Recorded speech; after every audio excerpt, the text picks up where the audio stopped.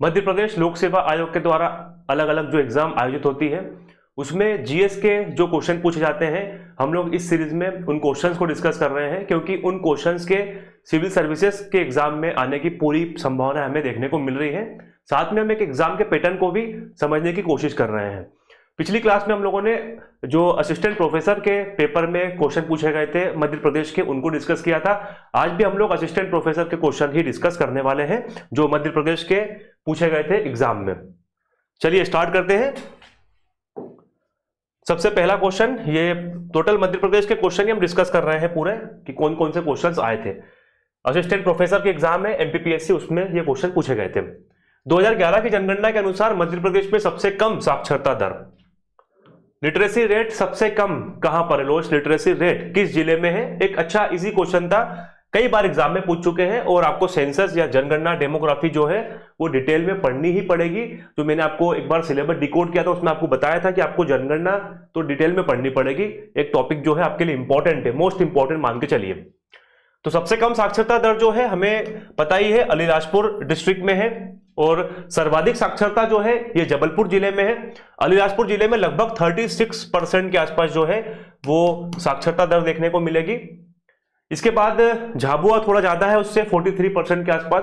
सर्वाधिक साक्षरता दर जो है वो जबलपुर जिले में है, लगभग 81.1%। सेकंड नंबर पे आता है इंदौर, लगभग 80.9%।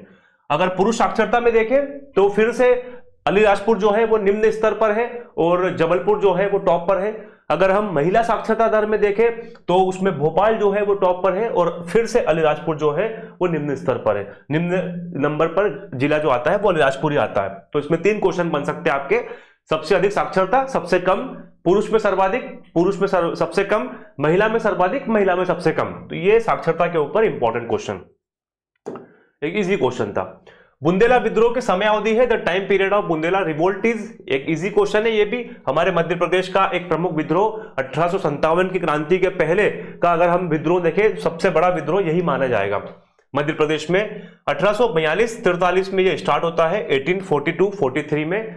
1836 में क्या होता है, एक बुड़वा मंगल मेले का आयोजन होता है। उस बुड़वा मंगल मेले में, बुड़वा मंगल मेला बुंदेलखंड क्षेत्र में इसका आयोजन होता है और आसपास की रियासतों के राजाओं को इनवाइट किया जाता है क्योंकि सभी के सभी जो है ये अंग्रेजों की शोषणकारी नीतियों से परेशान थे। तो यहां पर इस बुड़वा मंगल मेले में जो जैतपुर के राजा है पारीछात, इन्होंने इस बुंदेला विद्रोह को प्रारंभ करने की एक रूपरेखा, एक रणनीति प्रस्तुत की थी और 1842 में इस विद्रोह को स्टार्ट किया था। जैतपुर के नरेश जो पारीछात है इसको लीड कर रहे थे। बाकी अलग अलग जगहों पर भी था ये, हृदय शाह जो है, मधुकर शाह है, बख्तबली है, ये अलग अलग जगहों से अपनी अपनी जगह पर लीड कर रहे थे इस विद्रोह को। बाद में जाकर के अगस्त 1845 को इस विद्रोह का दमन कर दिया गया। वही फूट डालो राज करो की नीति के तहत कई सारे विश्वासघाती थे, उन्होंने इन विद्रोहियों को पकड़वा दिया और बाद में जाकर के विद्रोह जो है वो समाप्त हो गया 1845 को अगस्त के आसपास। तो इसका आंसर था सी, 1842-43 के आसपास इसको स्टार्ट होता है। इजी क्वेश्चन था ये भी। अगला देखिए, अगर निम्नलिखित में से किस जिले में औसत वार्षिक वर्षा अपेक्षाकृत कम होती है? एक एवरेज रेनफॉल की बात चल रही है, कम होती है कहां पर? जबलपुर, सागर, भिंड, दमोह। तो अगर हम ऑप्शन ही देखें तो इस ऑप्शंस के अकॉर्डिंग ही हम आंसर कर सकते हैं। जो भिंड है वो सबसे कम वर्षा का वैसे भी स्थान है हमारे मध्य प्रदेश में। सबसे कम वर्षा जो है वो गोहद भिंड में होती है और सर्वाधिक वर्षा जो है ये पचमढ़ी में होती है। तो इस क्वेश्चन का आंसर फिर से इजी आ गया। औसत वार्षिक वर्षा कहां पर कम होती है? तो भिंड में सबसे कम होती है। चलिए अगला क्वेश्चन, ये क्वेश्चन थोड़ा सा मॉडरेट लेवल का मान सकते हैं क्योंकि देखिए खनिजों के ऊपर मैंने आपको बताया था पिछली क्लास में जब हमने सिलेबस डिस्कस किया था, खनिज के ऊपर आपको पढ़ना पड़ेगा। और ये हम देख रहे हैं एमपीपीएससी एपी के पेपर असिस्टेंट प्रोफेसर के, उससे हमें पता चल रहा है कि कितना डीप में जाकर के क्वेश्चन पूछे जा रहे हैं आयोग के द्वारा। 2020-21 का डेटा पूछा गया है इस पेपर में और ये कहा गया है कि कौन सा कथन जो है वो सही नहीं है। तो देखिए यहां से आपको कई सारे डेटा मिल रहे हैं क्योंकि आपको ये पढ़ना पड़ेगा। खनिज जो है वो इंपॉर्टेंट है, मिनरल्स। पहला ऑप्शन है मैग्नीज उत्पादन में प्रदेश का देश में दूसरा स्थान था, बिल्कुल गलत है। मैग्नीज, तांबा, हीरा इत्यादि के उत्पादन में मध्य प्रदेश का देश में प्रथम स्थान है। मैग्नीज निक्षेप में प्रदेश का देश में तीसरा स्थान है, बिल्कुल। आगे मैं आपको दिखाऊंगा इसकी स्लाइड कि क्या क्या टॉप पर है, कौन कौन टॉप पर नहीं है। मैग्नीज की प्रमुख सक्रिय पेटी बालाघाट और छिंदवाड़ा जिलों में है, तो ये डेटा हमको और मिल गया। एक एक्स्ट्रा डेटा कि बालाघाट और छिंदवाड़ा जो है वो साथ में कटनी, ये तीनों जगहों पर मैग्नीज का उत्पादन होता है। वैसे भी मैग्नीज के लिए भारवेली खदान जो है बालाघाट की, वो एशिया की सबसे बड़ी खदान है। ठीक है, तो यहां पर बालाघाट, छिंदवाड़ा और कटनी में मैग्नीज का उत्पादन होता है। साथ में मैग्नीज निक्षेप में थर्ड नंबर पे आता है। निक्षेप मतलब होता है डिपॉजिट्स, मतलब उसका कितना स्टोरेज मध्य प्रदेश में है। इसकी मैंने आगे एक पूरी लिस्ट बनाई हुई है मैग्नीज ओर की, ये ऑफिशियल साइट से ही लिए मैंने। तो यहां पर आपको शायद दिख रहा होगा कि प्रोडक्शन एंड स्टॉक, तो प्रोडक्शन में जो है ये टोटल यहां पर लिस्ट दी हुई है। प्रोडक्शन में मध्य प्रदेश ये लिख रहा है यहां पर। अगर आपको नहीं दिख रहा हो तो ये बाद में जाइएगा आप ऐप पर हमारे, उसके ऊपर ये पीडीएफ मिल जाएगी, पूरा डेटा आपको मिल जाएगा और वहां पर विजिबल आसानी से रहेगा। Madhya Pradesh is the leading producing state of manganese और अकाउंटिंग फॉर 34% ऑफ टोटल, मतलब टोटल शेयर का लगभग 34%। अगर 100% उत्पादन हो रहा है, 100 किलो हो रहा है, तो उसमें से 34 किलो अकेले मध्य प्रदेश में उत्पादन हो रहा है। ये समझाने के लिए आपको बता रहा हूं मैं। और रिजर्व कितने हैं? अगर रिजर्व की बात करें तो the total reserve of manganese और इन कंट्री वाज 1 लाख, लगभग 1 लाख के आसपास इनका रिजर्व है, जिनमें से हम देखते हैं हमारे उड़ीसा जो है वो टॉप पर है, नंबर 1 पे। सेकंड नंबर पे है कर्नाटक। उड़ीसा में टोटल 34% शेयर है, कर्नाटक में लगभग 24% के आसपास शेयर है, और ये मध्य प्रदेश हमारा 12% पर है। मतलब कुल स्टोर में 12% जो है ये मध्य प्रदेश में मौजूद है मैग्नीज के। तो इस क्वेश्चन का जो आंसर था वो फर्स्ट ही गलत था। हमने देखा मैग्नीज उत्पादन में मध्य प्रदेश का देश में फर्स्ट रैंक है, प्रथम स्थान है।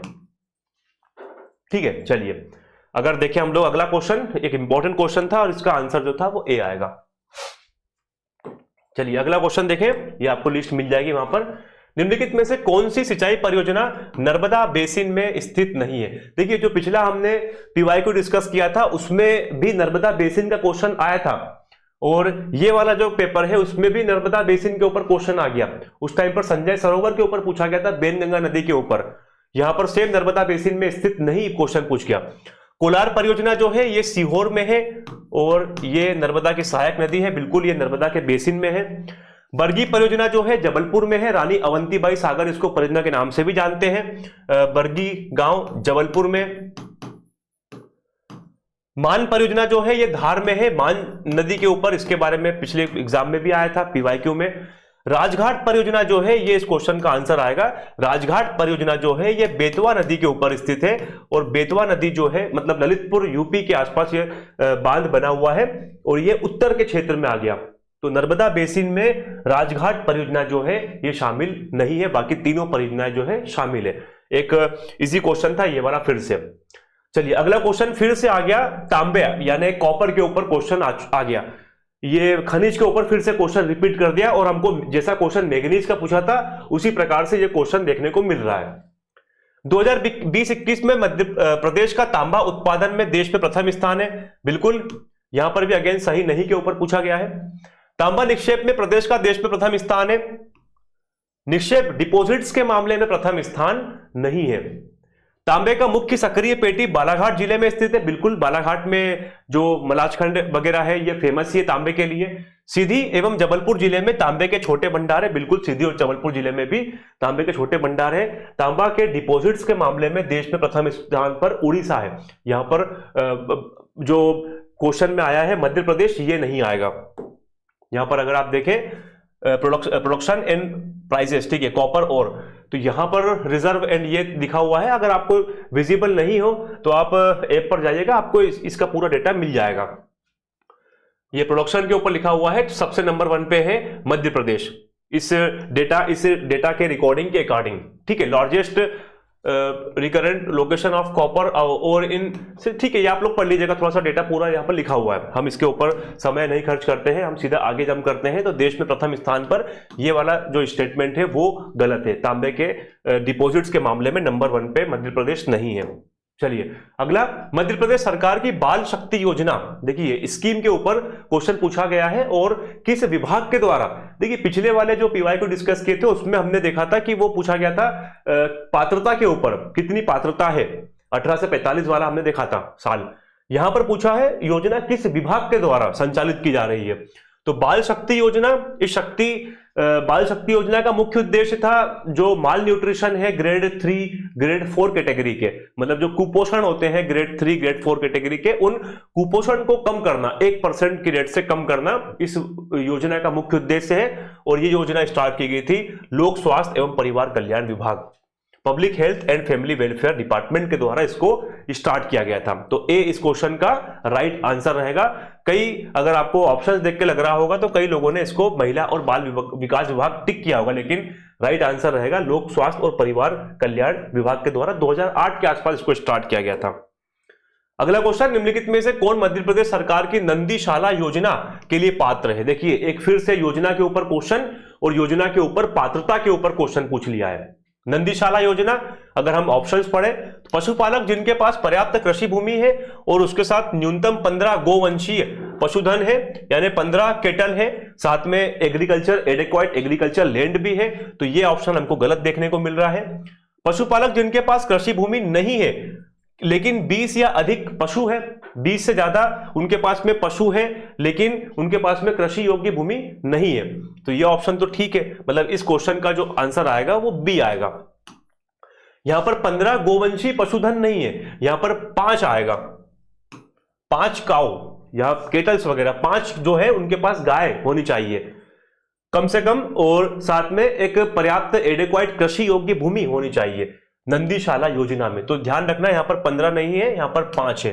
अगर यहां पर 5 आता तो ये ऑप्शन भी ठीक था, लेकिन चूंकि यहां पर 15 दे दिया है कंफ्यूज करने के लिए, तो ये ऑप्शन गलत हो गया। बी इस क्वेश्चन का राइट आंसर है। देखिए कितना घुमाया है आयोग ने, कितना डीप में पूछा है और कितना घुमा के क्वेश्चन दिया है। ठीक है, इस नंदीशाला योजना का मुख्य उद्देश्य था ब्रीड के लिए, जो हमारे मध्य प्रदेश की देसी नस्लें हैं गाय की जो ज्यादा दूध नहीं दे पाती है, तो उनके ब्रीडिंग के द्वारा उनको अच्छी गाय के रूप में, यानी जो नस्ल है उनको के रूप में कन्वर्ट करना, परिवर्तित करना, इस योजना का मुख्य उद्देश्य रहेगा नंदीशाला योजना का। बी इस क्वेश्चन का राइट आंसर। मध्य प्रदेश में जैविक खेती ऑर्गेनिक एग्रीकल्चर या ऑर्गेनिक फार्मिंग मध्य प्रदेश में कब स्टार्ट होती है? एक फैक्चुअल क्वेश्चन है, सीधा क्वेश्चन पूछा गया है। 2001-2 में जैविक कृषि की स्टार्ट होती है। एक्चुअली क्या होता है, मध्य प्रदेश सरकार ने 2001-2 में प्रत्येक जिले के प्रत्येक विकास खंड के एक एक गांव को चुना था और यह कहा था कि हम इस गांव को जैविक गांव के रूप में उत्पन्न करेंगे, यानी जैविक गांव के रूप में इसका विकास करेंगे। इसलिए टोटल 313 गांव का चयन किया गया। अगले साल इसको बढ़ा करके प्रत्येक जिले से 2-2 गांव कर लिए, फिर उसके अगले साल 5-5 गांव कर लिए। इस प्रकार से जैविक कृषि का प्रारंभ किया गया था 313 गांव के साथ में। अगर हम ऑर्गेनिक फार्मिंग के बारे में थोड़ी सी और बात करें तो मध्य प्रदेश में ऑर्गेनिक फार्मिंग के ऊपर एक संस्था बनी हुई है जिसका नाम है मध्य प्रदेश राज्य जैविक कृषि प्रमाणीकरण संस्था। प्रमाणीकरण संस्था ये इंपॉर्टेंट संस्था है, आपसे पूछ सकते हैं कब बनती है? 2006 में। मध्य प्रदेश जैविक कृषि प्रमाणीकरण संस्था इंपॉर्टेंट ऑर्गेनाइजेशन है, 2006 में बनता है। और जैविक कृषि नीति मध्य प्रदेश सरकार के द्वारा 2011 में लॉन्च की गई थी। ऑर्गेनिक फार्मिंग पॉलिसी नीति 2011 में आती है। ठीक है, तो 3 क्वेश्चन मैंने आपको बता दिए यहां पर इंपॉर्टेंट, और थोड़े से हम लोगों ने डिस्कस कर लिए इसके फैक्ट वगैरह। तो ए इस क्वेश्चन का राइट आंसर था। अगला देखिए, मध्य प्रदेश में ग्लोबल स्किल पार्क कहां पर स्थित है? देखिए असिस्टेंट प्रोफेसर का हम डिस्कस कर रहे हैं। पिछले वाले जो पीवाईक्यू था उसमें पूछा गया था ग्लोबल संत रविदास ग्लोबल स्किल पार्क किसकी सहायता से बना हुआ है? सिंगापुर उस क्वेश्चन का आंसर था, मैंने डिस्कस किया हुआ था वहां पर भी। यहां पर पूछ लिया कहां पर है, तो ये है भोपाल में स्थित, और बाकी डिटेल मैंने वहां पर आपको बता दिया था। ITE के द्वारा जो सिंगापुर की संस्था है उसके द्वारा इसको ग्लोबल पार्टनर है, साथ में IIT दिल्ली भी इसमें पार्टनर है। भोपाल इस क्वेश्चन का राइट आंसर रहेगा। बाकी हम इसके ऊपर ज्यादा डिस्कस नहीं करते, पिछले पीवाईक्यू में कर चुके थे। रामनगर मंडला में स्थित बेगम महल का निर्माण किसकी स्मृति में किया गया? देखिए यहां पर कितना डीप क्वेश्चन जाकर के पूछा है। रामनगर मंडला में एक बेगम महल है, ये किसके द्वारा बनाया गया था, किसकी स्मृति में बनाया गया था? तो ये बनाया गया था चिमनी बेगम की स्मृति में। चिमनी बेगम एक्चुअली में एक मुगल राजकुमारी है, राजा हृदय शाह के द्वारा इस बेगम महल का निर्माण किया गया था लगभग 17वीं शताब्दी के आसपास, 17th सेंचुरी में। और ये जो बेगम महल है ये पूरी तरीके से मुगल स्थापत्य कला के बेसिस पर ही निर्मित है। ठीक है, ये मुगल राजकुमारी के सम्मान में इन्होंने बनाया था, चिमनी रानी या चिमनी बेगम के सम्मान में, बेगम महल इसका नाम है, रामनगर मंडला में स्थित है। एक इंपॉर्टेंट क्वेश्चन है ये भी। चलिए अगला क्वेश्चन, नान चांद का मेला किस स्थान पर आयोजित किया जाता है? देखिए मेला, पर्व, उत्सव, त्योहार, इनके ऊपर क्वेश्चन आते हैं, आर्ट एंड कल्चर। तो यहां पर नान चांद का मेला सीधा पूछ लिया कहां पर लगता है, तो नान चांद का मेला जो है ये लगता है पन्ना में। नान चांद के अलावा पन्ना में और इंपॉर्टेंट मेले देखें अगर हम, तो बलदेव जी का मेला लगता है यहां पर प्राणनाथ का मेला लगता है, यह भी इंपॉर्टेंट मेला है। छतरपुर में देखें तो जल बिहारी का मेला लगता है, कई बार एग्जाम में पूछ चुके हैं, जल बिहारी का मेला। इसके अलावा जटाशंकर, ये भी इंपॉर्टेंट मेला। चरण पादुका, ये भी इंपॉर्टेंट मेला है। और अंबार मां का मेला, ये भी छतरपुर में आयोजित होता है। सागर में बात करें तो सागर के कुछ इंपॉर्टेंट, धमोनी उर्स सबसे इंपॉर्टेंट और एग्जाम में पूछ चुके हैं, धमोनी उर्स। इसके अलावा रहस, ये भी एग्जाम में आ चुका है, और सनोधा, ये भी एग्जाम में आ चुका है पीवाईक्यूज वगैरह में। दमोह में देखें तो बांदकपुर का मेला, बड़े बाबा का मेला, ये कुछ इंपॉर्टेंट मेलों के और नाम हम लोगों ने देख लिए। तो मेला, पर्व, उत्सव, त्योहार, ये आपको थोड़ा देखना पड़ेगा, art and culture important segment है। नान चांद का मेला पन्ना में लगता है। चलिए अगला क्वेश्चन देखें, मध्य प्रदेश में किस स्थान पर विश्व की सबसे बड़ी क्षमता की सोलर प्लांट परियोजना प्रारंभ की गई है? यह क्वेश्चन जो था वो मिसप्रिंट था, इसको आयोग ने डिलीट कर दिया है। एक्चुअली में ये क्वेश्चन जो है अगर हम देखें तो मध्य प्रदेश में नहीं है, ये राजस्थान में है। एक भाड़ला नाम की जगह है राजस्थान में, जोधपुर के पास में। उस भाड़ला में विश्व का सबसे बड़ा सोलर प्रोजेक्ट स्टार्ट किया गया है। इसकी कैपेसिटी है 2245 मेगावाट। तो हमको कहीं पर ऑप्शन में दिख ही नहीं रहा है, लेकिन अगर देखें हम आयोग क्या पूछने की कोशिश कर रहा होगा, आयोग सॉरी इसमें क्वेश्चन ये बनाना चाह रहा होगा किस स्थान पर विश्व की सबसे बड़ी फ्लोटिंग यानी तैरते हुई। तो हमको पता है यहां पर ओंकारेश्वर में इसका ऑप्शन होता, अगर फ्लोटिंग होता तो सबसे बड़ी फ्लोटिंग यानी तैरता हुआ सबसे बड़ा सोलर पावर प्लांट कहां बनाया जा रहा है, तो वो ओंकारेश्वर होता। लेकिन चूंकि यहां पर तैरता हुआ नहीं पूछा, सीधा पूछा गया विश्व का सबसे बड़ी क्षमता की सोलर प्लांट परियोजना कहां पर है, तो ये क्वेश्चन डिलीट कर दिया है आयोग ने। इसका आंसर था भांदला, राजस्थान में बनाया गया है। 2245 मेगावाट इसकी टोटल कैपेसिटी है। चलिए अगला क्वेश्चन देखें, साप्ताहिक समाचार पत्र कर्मवीर का प्रकाशन कहां से होता था? कर्मवीर एक इंपॉर्टेंट मैगजीन है, आपको पढ़ना पड़ेगा साहित्यकारों में इसको। तो कर्मवीर का प्रकाशन जबलपुर से स्टार्ट किया था 1920 में। माखनलाल चतुर्वेदी एक भारतीय आत्मा के नाम से फेमस, इनके द्वारा। माखनलाल चतुर्वेदी एक पेट्रियोटिक राइटर है ये माखनलाल चतुर्वेदी, और इन्हें एक भारतीय आत्मा के नाम से फेमस है। कर्मवीर का प्रकाशन इन्होंने ही स्टार्ट किया था, कर्मवीर, प्रभा इत्यादि पत्रिकाओं का, मैगजीन्स का। बाद में ये बंद हो गया था जबलपुर से, क्योंकि कर्मवीर के जो वो था प्रिंटिंग प्रेस था उसको जब्त कर लिया गया था, तो इसका स्थान जो है वो चेंज करके खंडवा हो गया था। तो ये भी आप ध्यान रखना, कर्मवीर पत्रिका का प्रकाशन पहले होता था जबलपुर से, बाद में ट्रांसफर करके इसको खंडवा शिफ्ट कर दिया गया। ठीक है, और किसने स्टार्ट किया था? माखनलाल चतुर्वेदी जी ने 1920 में। अगला क्वेश्चन, मध्य प्रदेश की जलवायु के संबंध में कौन सा क्वेश्चन, मतलब कौन सा कथन सही नहीं है? पिछले पीवाईक्यू में भी हमने देखा था जलवायु के ऊपर 2-3 क्वेश्चन आए थे और साथ में विशेषता वाले आए थे, कौन सी विशेषता नहीं है, कौन सी विशेषता है, इस प्रकार के क्वेश्चन थे। इस बार फिर से जलवायु के ऊपर पूछ लिया कौन सी विशेषता नहीं है। मार्च के बाद तापमान निरंतर बढ़ता जाता है, ये तो हमने पिछले पीवाईक्यू में भी देखा था, सेम स्टेटमेंट था और बिल्कुल सही था वो। मार्च के बाद जब सूर्य जो है वो उत्तरायण होगा तो धीरे धीरे करके मार्च से अप्रैल में थोड़ी गर्मी स्टार्ट होगी, अप्रैल के बाद मई सबसे गर्म हो जाएगा। प्रदेश में औसत न्यूनतम तापमान जनवरी के माह में होता है, बिल्कुल औसत न्यूनतम तापमान जो है वो जनवरी के माह में होता है। फिर धीरे धीरे करके फरवरी से 14 जनवरी मकर संक्रांति के बाद जैसे जैसे तिल तिल दिन बढ़ता जाता है, उसी के साथ गर्मी भी धीरे धीरे करके बढ़ती जाएगी। दैनिक तापांतर मार्च में सर्वाधिक होता है, बिल्कुल। तापांतर क्या होता है? Daily temperature variation. ये क्या होता है? दिन का और रात का तापमान में सर्वाधिक अंतर। देखिए मार्च का महीना क्या होता है, यहां पर दिन में गर्मी स्टार्ट हो जाती है और रात में ठंडी रहती है। तो यहां पर क्या हो गया, यहां पर तापमान में बहुत ज्यादा वेरिएशन हो गया। एक टाइम पर लगभग 10 डिग्री तक रात का टेम्परेचर होता है और दिन का टेम्परेचर जो होता है वो 39-40 तक पहुंच जाता है, लगभग 37-38 के आसपास। तो 20 डिग्री का वेरिएशन हो गया यहां पर। तो ये वाला स्टेटमेंट भी बिल्कुल ठीक है। समुद्र से दूर होने के कारण वार्षिक तापांतर कम होता है, ये गलत है। वार्षिक तापांतर यहां पर अधिक होता है। सर्वाधिक जो अगर हम देखें वार्षिक तापांतर किसको बोलते हैं, वार्षिक तापांतर मतलब सबसे गर्म महीने का, पूरे महीने का औसत। तो सबसे गर्म महीना कौन सा है हमारे यहां पर, हमारे यहां पर सबसे गर्म महीना है मई। और सबसे ठंडे महीने का औसत तापांतर, औसत तापमान, तो हमारा सबसे ठंडा महीना कौन सा यहां पर लिखा ही हुआ है, जनवरी। तो मई का और जनवरी का हम तापमान का अंतर देखें, वेरिएशन, तो मई के महीने में लगभग 38 से 40 डिग्री तक हमारे यहां पर टेम्परेचर रहता है औसत तापमान, और जनवरी के आसपास रहता है 10 डिग्री। तो यहां पर 10 से 15 डिग्री के आसपास रहता है। तो कितना हो गया यहां पर वेरिएशन, लगभग 25 से 30 के आसपास वेरिएशन हो गया। ये काफी ज्यादा है, कम नहीं है ये। तो वार्षिक तापांतर, ये वाला क्वेश्चन जो है इस ऑप्शन गलत है। समुद्र से दूर होने के कारण वार्षिक तापांतर, एवरेज एनुअल टेम्परेचर जो है वेरिएशन, ये अधिक होता है मध्य प्रदेश में। चलिए अगला क्वेश्चन देखें। एक जिला एक उत्पाद, मैंने आपको बताया है कुछ इंपॉर्टेंट टॉपिक, जैसे जनगणना आपको पढ़ना है, खनिज आपको पढ़ना है, उसी प्रकार से ये ओडीओपी, एक जिला एक उत्पाद, आपको डिटेल में पढ़ना पड़ेगा। के अंतर्गत सतना जिले का उत्पाद क्या है। पूरे जो जिले हैं हमारे, अभी तक 52 जिलों को नोटिफाई किया गया है इसके अंतर्गत, तो जितने जिले हैं उन जिलों के सारे एक जिला एक उत्पाद आपको याद रटने पड़ेंगे। तो बैठ के यहां पर सीधा सतना जिले का पूछा गया है।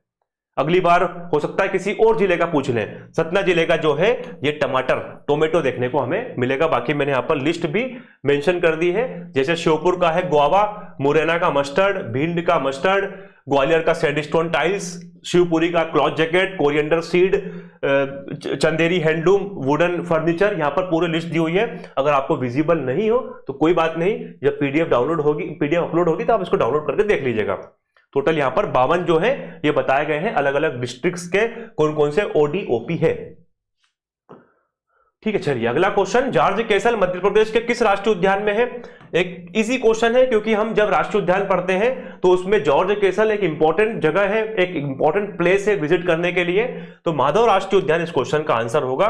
पिछले वाले जो क्वेश्चन पेपर था उसमें भी माधव राष्ट्रीय उद्यान के ऊपर ही क्वेश्चन पूछा गया था। माधव राष्ट्रीय उद्यान कहां पर है, शिवपुरी में। तो ये क्वेश्चन आया था इसी वाले पीवाईक्यू के, मतलब हमने इसी वाला पेपर देखा था इसके पहले वाला, उसमें तो सेम क्वेश्चन रिपीट कर दिए। 2-3 क्वेश्चन हमने देख रहे हैं, एक ही साल में रिपीट हो गए।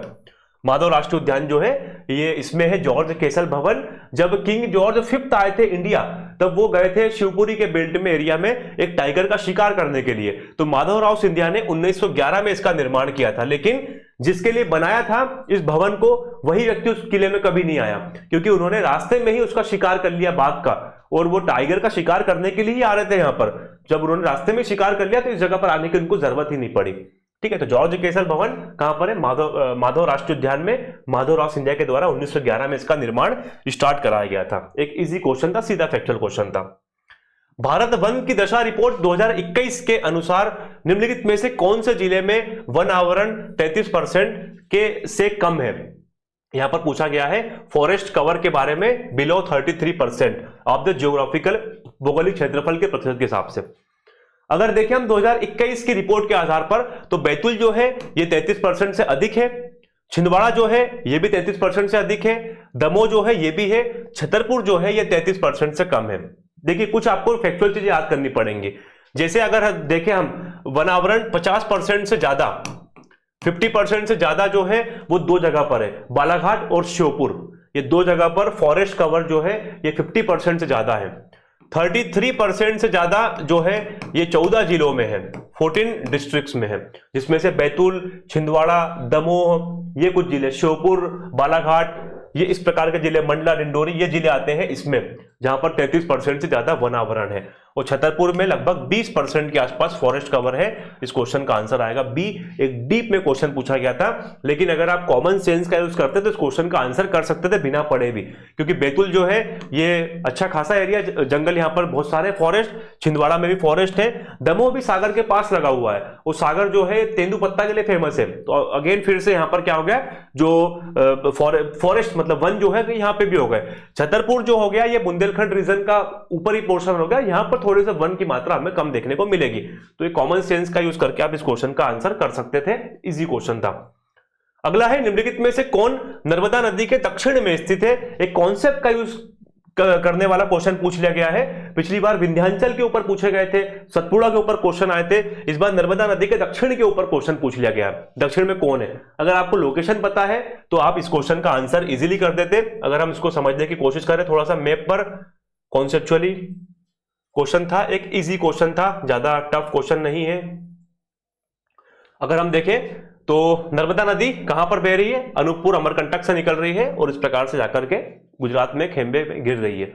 अब यहां पर पूछा गया दक्षिण में कौन है, तो भांडेर जो है ये तो विंध्याचल का पार्ट है। विंध्याचल पर्वत इस प्रकार से निकला हुआ है और ये दो पार्ट्स में बढ़ गया आगे जाकर के। एक हो गया भांडेर ये वाला और एक पार्ट होगा कैमूर ये वाला। तो यहां पर भांडेर भी कैमूर भी दोनों उत्तर में है। विंध्याचल पर्वत के दोनों विस्तार आपको बताया मैंने, ये विंध्याचल पर्वत है तो विंध्याचल पर्वत ये भी उत्तर में आ गया। और हमको पता है सतपुड़ा जो है वो नर्मदा के साउथ में है। ये नर्मदा रिवर है, इसके दक्षिण में कौन हो गया? सतपुड़ा। और महादेव कहां पर आ गया? महादेव यहां पर आ गया जहां पर पचमढ़ी है, होशंगाबाद में, सॉरी नर्मदापुरम जिले में। तो यहां पर महादेव की पहाड़ी एक इजी क्वेश्चन था जो कि नर्मदा नदी के दक्षिण में स्थित है। कॉन्सेप्ट का यूज करके आप इस क्वेश्चन का आंसर कर सकते थे। ये क्वेश्चन पे तो ज्यादा मुझे डिस्कस करने की आवश्यकता नहीं है। मध्य प्रदेश विधानसभा के पहले अध्यक्ष, स्पीकर ऑफ विधानसभा, क्योंकि मैंने आपको पिछली क्लास में बताया था, पीवाईक्यू में हमने हर पीवाईक्यू में डिस्कस करते हैं एक्चुअली इसके बारे में। तो पिछले वाले में कितने थे, कौन सा क्वेश्चन आया था वो पूछा गया था, चौथी विधानसभा के अध्यक्ष कौन थे? काशी प्रसाद पांडे। यहां पर सीधा पूछा गया है पहली विधानसभा के, सिंपल क्वेश्चन है। पहली, दूसरी, तीसरी ये तीनों विधानसभाओं के अध्यक्ष है पंडित कुंजीलाल दुबे और वर्तमान में 16वीं विधानसभा, इसके अध्यक्ष होने नरेंद्र सिंह तोमर। तो ये क्वेश्चन हम ज्यादा डिस्कस नहीं करेंगे, कई बार एग्जाम में हम कर चुके हैं। वर्तमान में मध्य प्रदेश में कितने विधानसभा आसन है? देखिए कितना शुद्ध हिंदी में पूछा गया है। यहाँ पर कितनी विधानसभा सीटें हैं, लेजिस्लेटिव असेंबली सीटें कितनी हैं मध्य प्रदेश में? तो यहां पर सबको पता है, इजी क्वेश्चन है। 23 सीट्स है मध्य प्रदेश में विधानसभा की। 231 हुआ करती थी, मतलब एक मनोनीत का ऑप्शन भी था, लेकिन बाद में मनोनीत जो है उसको समाप्त कर दिया एंग्लो इंडियन का ऑप्शन, और 230 जो है वर्तमान में बची हुई है। अब आप मुझे कमेंट करके बताइएगा कितनी एससी के लिए रिजर्व है और कितनी एसटी के लिए रिजर्व है। How many reserve for schedule caste and schedule tribe, कितनी एससी के लिए कितनी एसटी के लिए, अनुसूचित जाति जनजाति के लिए कितनी कितनी सीटें आरक्षित है, ये आप लोग बताइएगा मुझे बाद में कमेंट करके। राम राजा मंदिर कहां स्थित है? देखिए इंपॉर्टेंट मंदिर है, और अगर आपने देखा होगा जब अयोध्या का राम मंदिर बना उसके बाद से ये मंदिर भी काफी फेमस हो गया। इस टाइम पर इसको भी काफी, मतलब हालांकि ये तो मंदिर वैसे ही फेमस है, लेकिन इसको भी यहाँ पर उस टाइम पर मीडिया कवरेज मिला था। तो ये करंट को रिलेट करके पूछा गया है। राम राजा मंदिर ये है ओरछा में। एक्चुअली क्या है, मधुकर शाह जूदेव और उनकी पत्नी जो है गणेश कुबरी, इन दोनों के बीच में कुछ विवाद वगैरह होते हैं, मतलब विचारों के विवाद, ऐसा झगड़े वगैरह नहीं होंगे, विचारों के विवाद। मतलब जो राजा है वो भगवान श्री कृष्ण को मानते हैं और रानी जो है ये भगवान राम को मानती थी। तो इनके बीच में कुछ इस प्रकार से राजा ने उनके ऊपर व्यंग्यात्मक टिप्पणी कर दी कि आप इतना ही अपने राजा को मानते हैं तो उनको बुला के लाओ। तो रानी चली गई थी उस टाइम पर फिर अयोध्या, और बाल रूप में भगवान राम को लेकर आई थी, इससे किंवदंतियां मिलती है। तो यहाँ पर राम राजा मंदिर है। यहाँ पर राम भगवान के रूप में नहीं पूजे जाते हैं, यहाँ पर राम जो पूजे जाते हैं वो राजा के रूप में पूजे जाते हैं। और यहाँ पर जब ऐसा कहा जाता है कि जब राम बाल रूप में आए थे तब उन्होंने रानी से कहा था कि मैं अगर चल रहा हूं आपके साथ में तो मेरी 3 शर्तें हैं। उसमें से एक शर्त यह है कि मैं जब रहूंगा वहां पर तो कोई भी दूसरा राजा वहां पर नहीं रहेगा। इसीलिए यहाँ पर राम राजा मंदिर, ये राजा के रूप में इनकी पूजा की जाती है। और स्पेशल बात यह है कि यहाँ पर गॉड ऑफ ऑनर दिया जाता है। गॉड ऑफ ऑनर इस मंदिर में भगवान श्री राम को ही दिया जाएगा और किसी को नहीं, इवन देश के राष्ट्रपति प्रधानमंत्री को भी नहीं दिया जाता है। तो इस क्वेश्चन का आंसर था सी, ओरछा में स्थित है। एक इंपॉर्टेंट, ओरछा में और कौन कौन से पहले से आप मुझे कमेंट करके बताइएगा। अगला क्वेश्चन, अजयगढ़ से प्राप्त अभिलेख में किस चंदेल राजवंश के शासक ने चेदी नरेश कर्ण को पराजित किया था? मतलब कौन से चंदेल राजा है जिन्होंने कर्ण को पराजित किया था? कर्ण मतलब चेदी, कलचुरी वंश के कर्ण को, कर्णदेव या कर्णराज, किसको पराजित किसने किया था? तो अजयगढ़ से हमको एक अभिलेख मिला है। उस अभिलेख में बताया गया है कि लगभग 11वीं शताब्दी के आसपास एक राजा थे कीर्तिवर्मन। इस कीर्तिवर्मन राजा ने चंदेल चेदी वंश के राजा कर्ण राज्य कर्णदेव को पराजित किया था, लक्ष्मी कर्ण को पराजित किया था। इस क्वेश्चन का आंसर कीर्तिवर्मन आएगा, डी। एक फैक्चुअल क्वेश्चन था, सीधा क्वेश्चन था। अगला क्वेश्चन, मध्य प्रदेश में विद्युत आपूर्ति, वितरण और प्रबंधन के संबंध में निम्नलिखित में से कौन सा कथन सही नहीं है? Electricity distribution supply and management के संबंध में कौन सा कथन यहां पर स्टेटमेंट सही नहीं है। मध्य प्रदेश में विद्युत का उत्पादन, अगर हम इसको थोड़ा इंग्लिश में देखें, पावर जनरेशन, पावर ट्रांसमिशन और पावर मैनेजमेंट, मतलब उत्पादन, ट्रांसमिशन और प्रबंधन मतलब मैनेजमेंट के लिए 3 कंपनियां हैं। बिल्कुल 3 कंपनियां हैं, तीनों कंपनियों का मुख्यालय जो है जबलपुर में है। एमपी पावर मैनेजमेंट लिमिटेड 2012 से कार्यरत है। बिल्कुल Madhya Pradesh power management limited जो है वो 2012 में बनाया गया था। विद्युत संबंधी संपूर्ण प्रबंधन मध्य प्रदेश विद्युत मंडल नहीं, एमपीईबी जो है ये तो कब का समाप्त कर दिया गया, जब ये बनाया गया था एमपी पावर मैनेजमेंट लिमिटेड, जब एमपीईबी को इसमें मर्ज कर दिया था 2012 में। तो एमपीईबी जो है ये 2012 में खत्म हो चुका है। मध्य प्रदेश, अगला ही स्टेटमेंट दिया हुआ है, मध्य प्रदेश विद्युत मंडल अब अस्तित्व में नहीं है। बिल्कुल सही है, आपको बताया मैंने 2012 में जैसे ही बना था एमपी पावर मैनेजमेंट लिमिटेड, उसमें एमपीईबी को मिला दिया गया था। तो ये वाला जो ऑप्शन है वो गलत देखने को मिल रहा है हमें। विद्युत संबंधी संपूर्ण प्रबंधन जो है वो मध्य प्रदेश विद्युत मंडल में के अधीन नहीं है, ये अधीन है Madhya Pradesh power management limited के अधीन। और इसके तहत 3 क्षेत्र बना दिए गए हैं, मध्य प्रदेश पश्चिम विद्युत वितरण कंपनी लिमिटेड, मध्य प्रदेश पूर्वी क्षेत्र विद्युत वितरण कंपनी लिमिटेड और मध्य प्रदेश मध्य क्षेत्र विद्युत वितरण कंपनी लिमिटेड। ये तीनों जो है कंपनियां वो देखती है अपने अपने क्षेत्रों में विद्युत वितरण प्रबंधन के मामले। ठीक है, तो ये इस क्वेश्चन का आंसर नहीं है। एमपीईबी खत्म कर दिया गया है, वो हालांकि विलय कर दिया गया है एमपी पावर मैनेजमेंट लिमिटेड में। एक डीप क्वेश्चन था और अच्छा क्वेश्चन पूछा गया था। अगला क्वेश्चन, 31 मार्च 2023 को सौर ऊर्जा की स्थापित क्षमता में मध्य प्रदेश का देश में कौन सा स्थान है। एक फिर से डीप क्वेश्चन पूछ लिया गया था। मैंने आपको बताया है जो खनिज है, सेंसस है, ये आपको डिटेल में पढ़ने पड़ेंगे। उसी के साथ रिन्यूएबल एनर्जी, सौर ऊर्जा, पवन ऊर्जा, इनके ऊपर आपको पढ़ना पड़ेगा डेटा। मध्य प्रदेश कौन सी रैंक पर है, इन रिन्यूएबल एनर्जीज के मामले में भी कौन सा टॉप पर है, सौर ऊर्जा है या पवन ऊर्जा है। पिछले जो पीवाईक्यू डिस्कस किए थे उसमें हमने देखा था पवन ऊर्जा और 2018 का डेटा पूछा गया था। इस बार 2023 का डेटा पूछा गया है।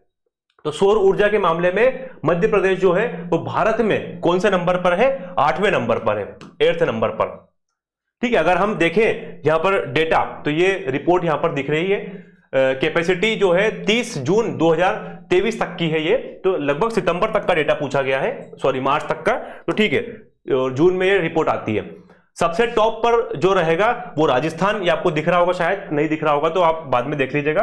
राजस्थान 17,000 के साथ में टॉप पर है। उसके बाद आता है राजस्थान के बाद गुजरात, लगभग 10,000 के आसपास देखने को मिलेगा हमें। ये गुजरात 10,000 मेगावाट के आसपास है।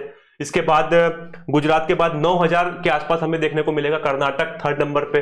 कर्नाटक के बाद महाराष्ट्र 4,800 के आसपास, तेलंगाना जो है ये 4,900 के आसपास है। इस प्रकार से हमारे पहले 7 है।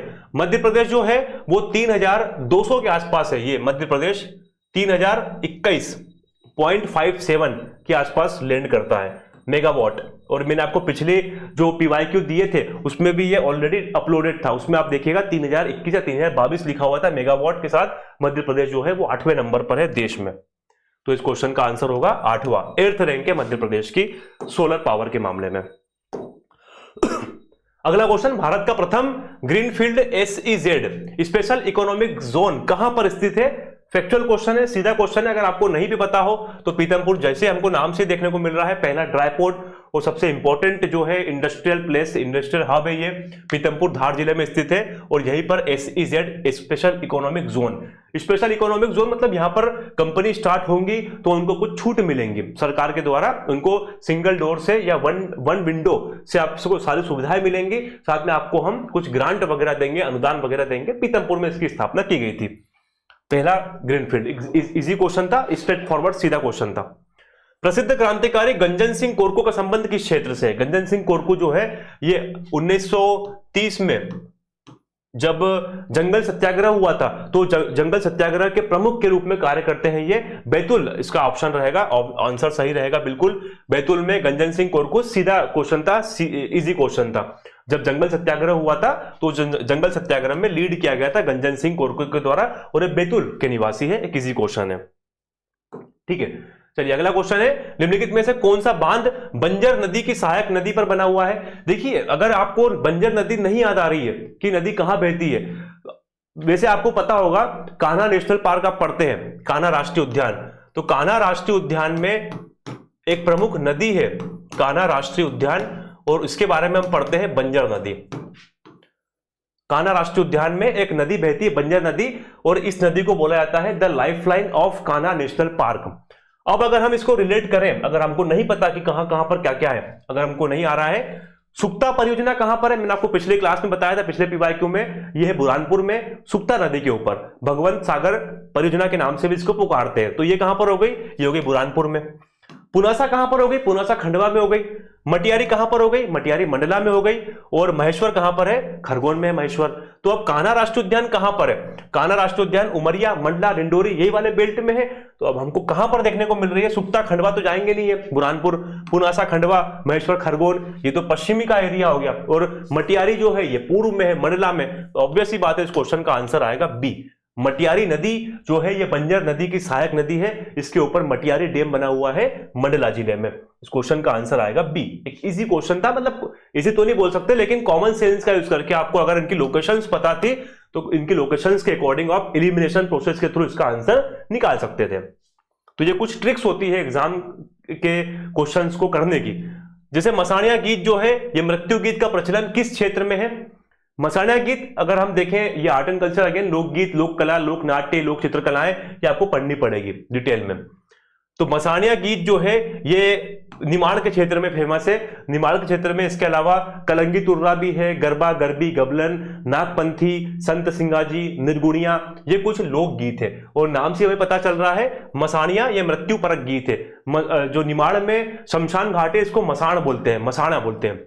तो यहां पर जब भी डेड बॉडी को लेकर जाते हैं शमशान में जलाने के लिए, तब रास्ते में गीत गाते जाते हैं निमाड़ क्षेत्र में। ठीक है, तो इसको मसाणिया गीत निमाड़ के क्षेत्र का प्रसिद्ध है। बाकी मालवा, बुंदेलखंड, बघेलखंड ये आपको पढ़ने पड़ेंगे, यहाँ पर कौन कौन से लोकगीत फेमस है। चलिए, एक स्ट्रेट फॉरवर्ड क्वेश्चन था, सीधा क्वेश्चन था। अगला क्वेश्चन इजी क्वेश्चन है, भारिया जनजाति मुख्यतः कहां पर निवास करती है। बहुत ही इजी क्वेश्चन आ गया है। तो भारिया जनजाति जो है ये मध्य प्रदेश की 3 विशेष पिछड़ी जनजातियों में भी शामिल है। भारिया ये निवास करती है मुख्यतः छिंदवाड़ा जिले में, और छिंदवाड़ा जिले के जो पातालकोट एरिया है वहां की जो भारिया है उनको कहा जाता है जंगलियों के भी जंगली। 1981 की जनगणना में इनको कहा गया था। तो भारिया जनजाति मुख्यतः कहां पर निवास करती है, छिंदवाड़ा में। छिंदवाड़ा में भी कहां पर मुख्यतः इनका पूछा गया अगर, तो पातालकोट। ठीक है, तो इस क्वेश्चन का आंसर एक इजी क्वेश्चन था, सीधा क्वेश्चन। अगला क्वेश्चन, होशंगाबाद में 1857 की क्रांति का नेतृत्व किसने किया था। देखिए 1857 की क्रांति पूरे भारत में तो नहीं बोल सकते, उत्तर भारत में तो काफी हुई थी।